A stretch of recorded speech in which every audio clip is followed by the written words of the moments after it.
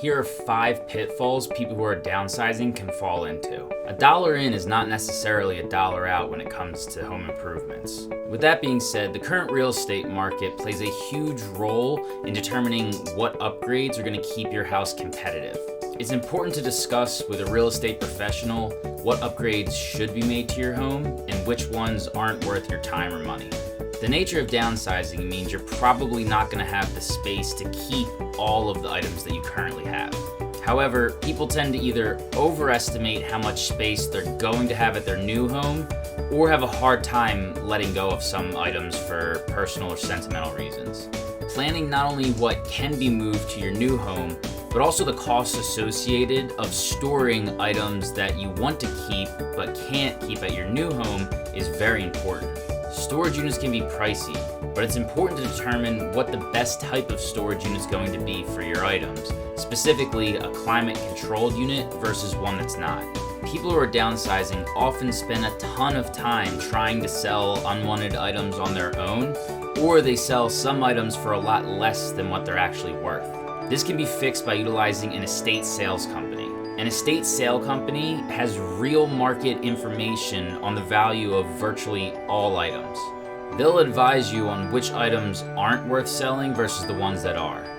For the ones that are, they also have the means to get the top dollar for them. For the remaining items, they may not be as easy to get rid of as you may think, even if they're listed for free. A common example of an item you'll experience this with is a china cabinet. Even if that china cabinet was very expensive and is still in pristine condition, it still may be difficult to get rid of. If some people do show interest, when it comes time to actually having to pick up the item, they'll typically have difficulties, whether it be actually lifting the item or having a vehicle to transport it in, and therefore back out.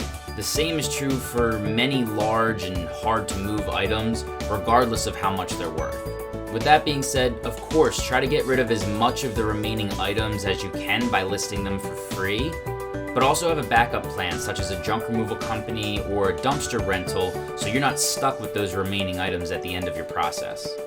Not fully understanding or comparing moving quotes is one of the major issues a person downsizing can fall victim to.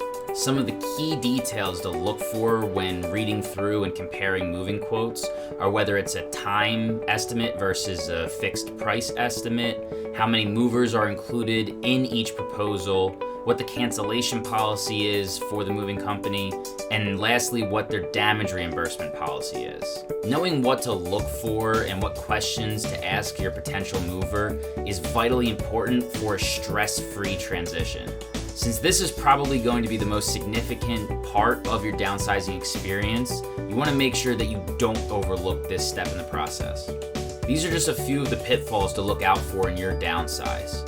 If you need expert guidance to get you through your downsizing process, feel free to reach out.